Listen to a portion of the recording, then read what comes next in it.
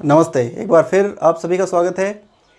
आज हम महत्वपूर्ण कुछ छोटी छोटी बातें डिस्कस करने वाले हैं जो कि आपके लिए बहुत महत्वपूर्ण हैं और इंटरेस्टिंग भी होंगी वो बातें। चलिए आप चैनल सब्सक्राइब कर लेना और हम बात करते हैं। देखिए, दो तीन बातें करेंगे हम। एक तो सूक्ष्म रूप से माइकोप्लाज्मा की बात करेंगे हम। माइकोप्लाज्मा और माइकोप्लाज्मा जीव जगत की सबसे छोटी कोशिका होते हैं। तो इम्पोर्टेंट बात, सबसे छोटी कोशिका होती है माइकोप्लाज्मा। देखिए, लुई पाश्चर महोदय पशुओं में रोग खोज रहे थे, पशुओं के अंदर रोग देख रहे थे लुई पाश्चर। तो पशुओं में इन्होंने रोग देखते समय एक छोटी सी संरचना या जीव को देखा जिसे इन्होंने प्लूरोनिमोनिया कहा। प्लूरोनिमोनिया यानी पशुओं में जो प्लूरोनिमोनिया रोग होता है उसके लिए एक जीव को जिम्मेदार माना, छोटा सा जीव। तो इन्होंने इस माइकोप्लाज्मा को देख तो लिया था कि पशुओं में प्लूरोनिमोनिया रोग हो रहा है और ये किसी न किसी जीव से हो रहा है और वो जीव यही है, लेकिन इसका नामकरण वगैरह इन्होंने नहीं किया। अब देखो, एक व्यक्ति तो थे नॉकार्ड और दूसरे व्यक्ति थे रस्का। नॉकार्ड और रस्का ने इनको कहा कि ये जो जीव है प्लूरोनिमोनिया जैसे जीव हैं। यानी इन्होंने कहा कि ये जो जीव है प्लूरोनिमोनिया जैसे जीव हैं। अब ध्यान रखना, इसी को क्या कहा जाता है, इसीलिए फिर PPLO, माइकोप्लाज्मा को क्या कहा जाता है, PPLO। और PPLO का मतलब भी यही है, pleuropneumonia like organism. Pleuropneumonia like organism. तो PPLO माइकोप्लाज्मा ही है और ये सबसे छोटी कोशिका होती है जीव जगत की। बहुत महत्वपूर्ण बातें। और एक व्यक्ति थे नवोक। इन नवोक नाम के वैज्ञानिक ने इन जीवों को ही माइकोप्लाज्मा जगत में रखा था। माइकोप्लाज्मा जगत में इस नवोक नाम के व्यक्ति ने ही रखा था। माइकोप्लाज्मा असल में बहुरूपी होता है।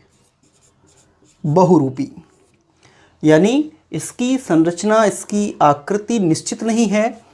कभी किस रूप में मिल सकता है तो अलग रूप में भी मिल सकता है ये, यानी बहुत सारे रूपों में ये माइकोप्लाज्मा मिलता है और बहुत सारे रूपों में मिलता है। तो आप जानते हो जो बहरूपीय होते हैं या फिर जोकर होते हैं, वो एक तरह से क्या करते हैं, अपना रूप ही तो बदलते हैं बस।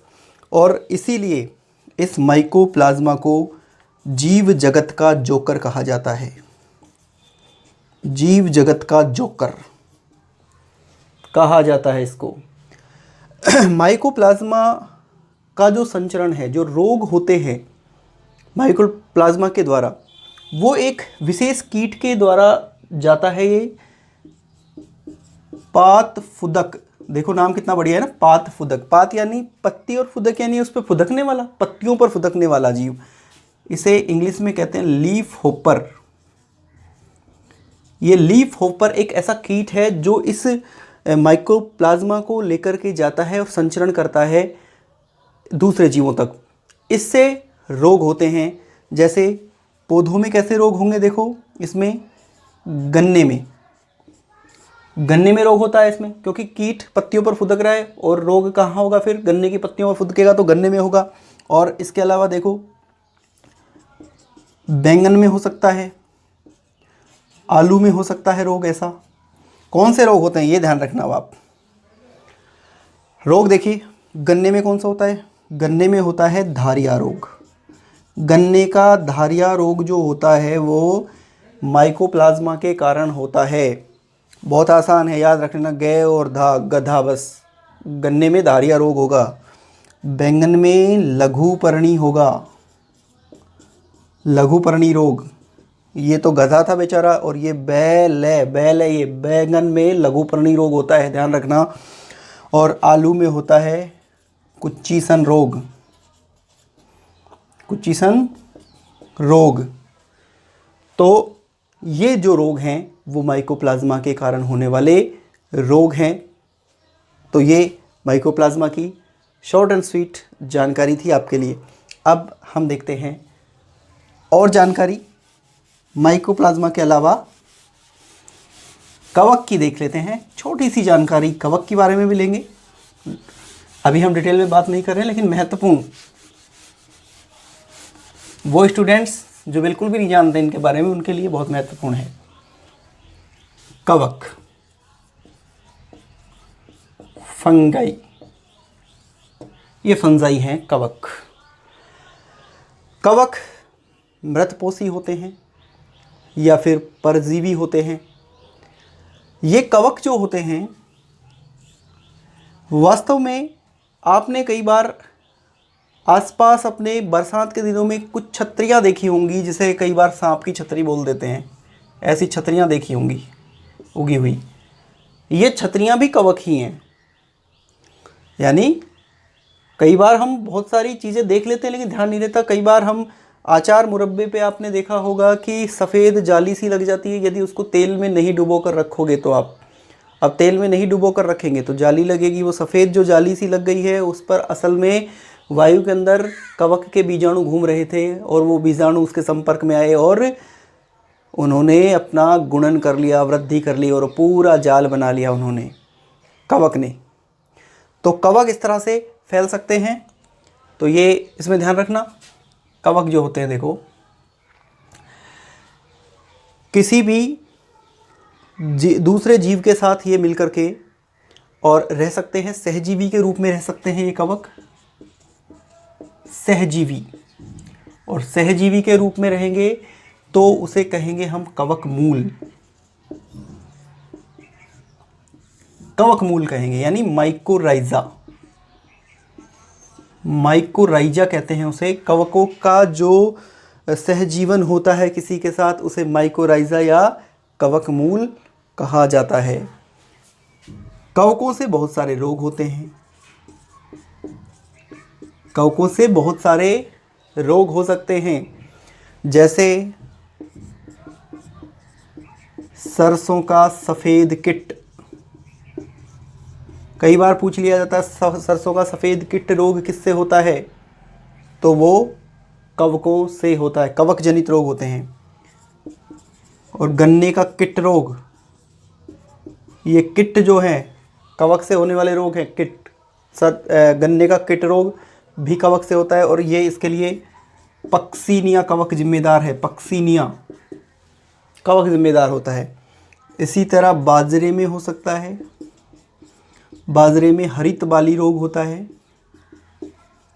बाजरे में हरित बाली रोग होता है, और इसका जो जिम्मेदार कवक है वो है एल्ब्यूगा कैंडिडा। एल्ब्यूगा कैंडिडा के कारण हरित बाली रोग होता है। अब किस जंतुओं में भी रोग होते हैं इसके, जैसे रोगों में हम पढ़ भी चुके हैं, अस्थमा, एस्परजिलस फ्यूमीगेट्स, एस्परजिलस फ्यूमीगेट्स के द्वारा होता है अस्थमा। इसी तरह रिंगवर्म यानी दाद, दाद भी होता है, और दाद होता है ट्राइकोफाइटोन के द्वारा, ट्राइकोफाइटोन के द्वारा होता है दाद। इस तरह से रोग बहुत सारे होते हैं, गंजापन है, ये कई तरह के रोग हो सकते हैं इससे। कवकों से कुछ अच्छी चीज़ें भी प्राप्त होती हैं हमें, जैसे देखो पेनिसिलिन।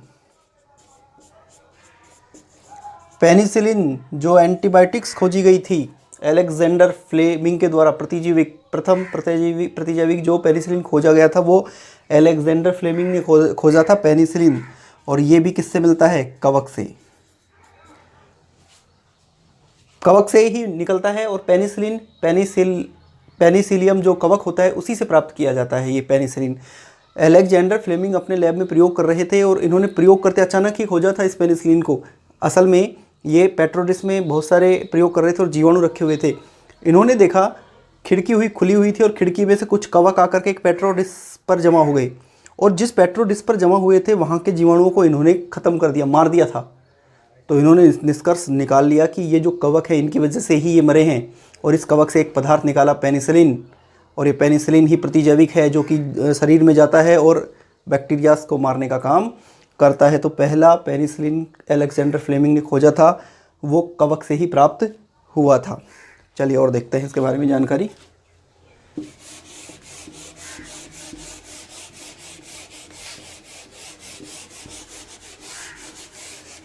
देखिए जो कवक होते हैं इनमें कायिक है लैंगिक जनन होते हैं, लेकिन वो सिंपल सारे में एक जैसे ही लगभग होते हैं। लैंगिक जनन में कोई खास बात नहीं है, लैंगिक जनन भी होता है। लैंगिक जनन के बारे में हम चर्चा नहीं करेंगे, लेकिन एक दो चीज़ें आपको जानकारी के लिए बता देते हैं कि लैंगिक जनन जब होता है तो इनके केंद्रकों का क्या होता है, संयुग्मन होता है। ये कोश कवक हैं और कवकों के जो ये केंद्रक हैं एक साथ जब मिल जाते हैं एक जगह हो जाते हैं ये केंद्रक दोनों, तो ऐसी अवस्था द्विगुणित अवस्था कहलाती है। कई बार द्विगुणित और अगुणित में बहुत स्टूडेंट्स अंतर नहीं समझ पाते, द्विगुणित क्या है और अगुणित अवस्था क्या है, तो इसमें अंतर समझ लेना। ये अंतर बस बताने की कोशिश कर रहा हूँ। लैंगिक जनन के बारे में कोई ज़्यादा चर्चा नहीं करने वाला हूँ, सिर्फ मैं द्विगुणित और अगुणित की बात करूँगा। देखिए जैसे मानिए ये कवक है और इस कवक में ये पहले से केंद्रक था और इसके साथ दूसरा केंद्रक भी जुड़ गया है। ये नर मादा दोनों केंद्रक जुड़ गए हैं। अब ये क्या हो गया, द्विगुणित यानी 2n। इससे पहले जो कवक थे नर और मादा ये इनके केंद्रक अलग अलग थे, अभी क्या थे, अगुणित n थे। और जब दोनों आपस में जुड़ गए हैं तो फिर द्विगुणित हो गए हैं। अब यदि देखो ये दोनों आपस में इस तरह से मिलते और इनके केंद्रक इस तरह से रहते, अलग अलग रहते केंद्रक, अब द्विगुणित अवस्था नहीं है। एक कोशिका के अंदर दो केंद्रक है यानी द्विकेंद्र की अवस्था है। ये द्विकेंद्र की अवस्था,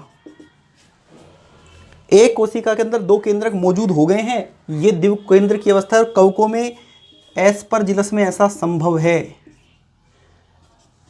एस्परजिलस जो कवक होता है उसमें ऐसा संभव होता है कि द्विकेंद्र की अवस्था होती है उसमें। ये द्विकेंद्र की अवस्था, ये द्विगुणित नहीं है। द्विगुणित कब होगी, जब ये दोनों एक साथ मिल जाएंगे तब जाकर के द्विगुणित अवस्था होती है। तो अगुणित और द्विगुणित में आप अंतर समझ गए होंगे। ये अंतर समझाने का ही प्रयास कर रहे थे। अभी हम जनन के बारे में बात कर भी नहीं रहे हैं।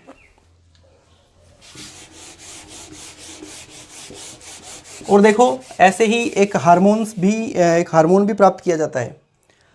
देखना एक कवक होता है जिब्रेला फ्यूमिगेटस। जिब्रेला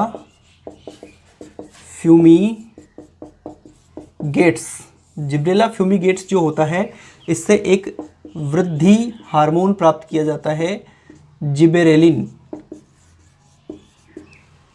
हार्मोन भी प्राप्त किया जाता है जो कि वृद्धिकारक हार्मोन है पौधों के लिए। तो यहाँ पर यह भी ध्यान रखने की बात है आपके लिए कवकों से संबंध में। अब एक छोटी सी चर्चा और कर लेते हैं लाइकेन की। लाइकेन, और लाइकेन इसे कहते हैं शैक का मतलब है से होता है शैवाल और कैसे होता है कवक। शैवाल और कवक दोनों एक साथ जब जीवन जीते हैं तो उसे शैक कहते हैं। शैवाल और कवक दोनों एक साथ सहजीवन का जीवन जीते हैं, सहजीवी होते हैं, ये सिम्बायोट्स होते हैं। ये असल में साथ साथ जब जीवन जीते हैं तो ये लाइकेन कहलाते हैं। और इसमें से देखिए जो ये शैवाल घटक होता है और एक कवक घटक होता है, क्या फ़ायदा है इन दोनों को। सहजीवन का बहुत बड़ा फ़ायदा होता है कि दोनों जो हैं आपस में एक दूसरे से बहुत सारे चीज़ें शेयर कर सकते हैं, साझा करते हैं और फ़ायदा पहुंचाते हैं एक दूसरे को। कैसे, शैवाल क्या करता है, प्रकाश संश्लेषण, प्रकाश संश्लेषण करेगा, प्रकाश संश्लेषण करेगा तो बताइए क्या देगा, खाना बनाकर कार्बोहाइड्रेट्स बनाएगा, कार्बोहाइड्रेट्स इसको भी मिल जाएंगे, कवक को भी मिलेंगे, और कवक को मिलेंगे तो कवक खुश, लेकिन शैवाल को क्या मिला, शैवाल को भी मिलेगा। ये कवक जो होते हैं ये ज़मीन से खनिज और जल का अवशोषण करेंगे, जल प्लस खनिज का अवशोषण करेंगे, और जल और खनिज ले जा करके किसको देंगे, शैवाल को देंगे, तभी तो खाना बना पाएगा, कार्बोहाइड्रेट बनाएगा कहाँ से, तो इसको ले जा करके देंगे, और फिर ये प्रकाश संश्लेषण करेगा, प्रकाश संश्लेषण करके कार्बोहाइड्रेट इसको देगा, और कवक जल और खनिज ले जाकर इसको देंगे। और दूसरी बात, कवक शैवालों को क्या देते हैं, आवास भी देते हैं, रहने के लिए स्थान भी दे रहे हैं, तो बहुत फ़ायदा है। शैवालों को रहने के लिए जगह मिल गई है, कवकों को खाने के लिए भोजन मिल गया है, तो रहना और खाना फ्री हो गया है। बस बात क्या रही, रोटी कपड़ा मकान, तीन ही चीज़ चाहिए, इनको कपड़े की ज़रूरत है नहीं बेचारों को, तो रोटी और मकान दोनों मिल गए हैं, इसलिए ये सहजीवी का जीवन जी सकते हैं दोनों ही। अब देखो इसके बारे में और देखिए मज़ेदार बातें देखिए लाइकेन के बारे में। वास्तव में लाइकेन कितना इंपॉर्टेंट है। सेल यानी चट्टान, किसी चट्टान पर सबसे पहले उगने वाली वनस्पति लाइकेन होती है। सर्वप्रथम उगने वाले जीव कौन होते हैं, लाइकेन ही होते हैं। यानी चट्टानों पर सबसे पहले लाइकेन उगेंगे, जिसे हम कहते हैं सेल अनुक्रमण कहते हैं। सेल अनुक्रमण कौन करते हैं, लाइकेन करते हैं। सबसे पहले उगने का काम कौन करते हैं, लाइकेन करते हैं, और सबसे पहले उगते हैं, इसलिए भारत में तो देखो बहुत बढ़िया नाम दे रखा है इनको। और नाम क्या दे रखा है, देखो इनको कहते हैं सेल पुष्प, चट्टान के पुष्प, या फिर इनको कहते हैं चट्टानों के फूल, चट्टान के फूल। कितना सुंदर नाम है देखो इनका, सेल पुष्प या चट्टान के फूल कहते हैं इनको, क्योंकि ये उगते ही सबसे पहले हैं। और इनके बारे में देखो मज़ेदार बात, किसी क्षेत्र में सबसे पहले उगेंगे लाइकेन। किसी भी क्षेत्र में सबसे पहले पनपने वाले जीव होते हैं वो होते हैं लाइकेन। अब उग गए सबसे पहले, यानी हर जगह मिलेंगे लाइकेन। अब ध्यान रखना, कहीं पर वायु प्रदूषण है, और वायु प्रदूषण में आप जानते हो सल्फर डाइऑक्साइड भी होती है। अब कहीं पर वायु प्रदूषण हो रहा है तो जहाँ पर SO2 हो जाएगी, तो SO2 की जरा सी मात्रा भी ये सहन नहीं कर पाते हैं। इनके अंदर इतनी भी सहन शक्ति नहीं है कि जहाँ SO2 थोड़ी सी भी हो जाए तो ये वहाँ रुक सकें। बेचारे जहाँ SO2 होगी, यानी थोड़ी भी मात्रा होगी, वहाँ से लाइकेन पूरी तरह से नष्ट हो जाएंगे। तो लाइकेन जो होते हैं वो आसानी से नष्ट हो जाते हैं जहाँ पर SO2 की मात्रा होती है, और इसी वजह से ध्यान रखना, लाइकेन्स को कहा जाता है प्रदूषण सूचक। प्रदूषण सूचक इनको कहा जाता है, तो प्रदूषण सूचक का काम भी लाइकेन ही करते हैं। तो ये चीज़ें आप ध्यान रखना। हमने कुछ मज़ेदार डिस्कस किया था, ज़्यादा आपका टाइम भी नहीं लिया, और कुछ मज़ेदार बातें भी हमारी हुई हैं। चलिए, आपने देखा उसके लिए बहुत बहुत धन्यवाद। नमस्कार।